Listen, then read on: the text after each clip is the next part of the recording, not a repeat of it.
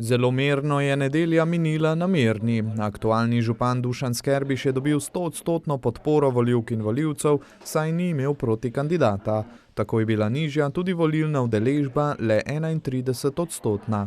Pričakujem seveda uspešen mandat, pričakujem dobro delo v občinskem svetu, sodelovanje z občinskimi svetniki in seveda tudi v preteklih mandatih smo maksimalno sodelovali in zaradi tega smo tudi dosegli vse te uspehe.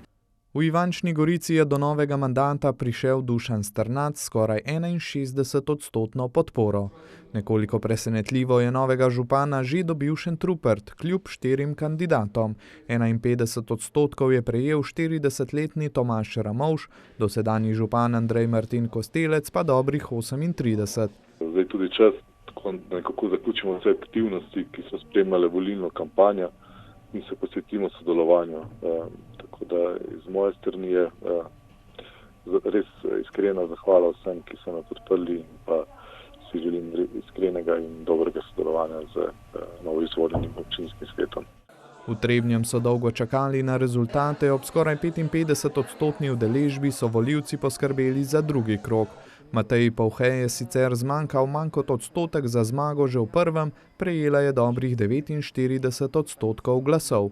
Moram reči, da sem zelo vesela, počaščena na tako visoko volilno podporo. Res, da je zmanjkalo za zmago v prvem krogu tam 49 glasov, ampak to mi daje še večji elan in motivacijo, da še v naslednjih 14 dneh stisnemo, da prepričamo še koga, ki do zdaj ni glasoval zame.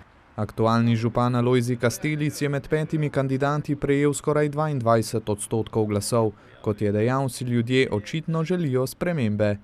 V občini Trebnje in v občinskem svetu se je vse zasukalo zelo na levo, to se pravi, imajo absolutno večino, tako da si v drugem krogu tudi ne želim postati župan, ker bi bilo to mučenje v občinskem svetu. Drugi krog bo tudi v občini Mokronog Trebelno, med 3 kandidati je do zdaj edini župan Anton Maver prejel dobrih 46 odstotkov glasov.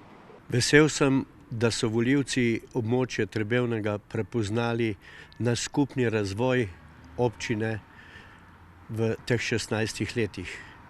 Pričakujem pa tudi, da bodo v drugem krogu tudi Mokronožani prišli do tega dejstva.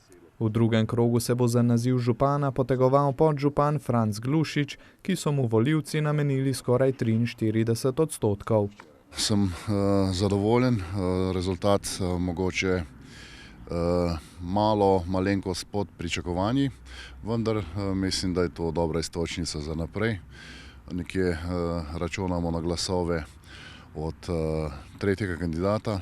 Brez dvoma bo drugi krog še zelo zanimiv.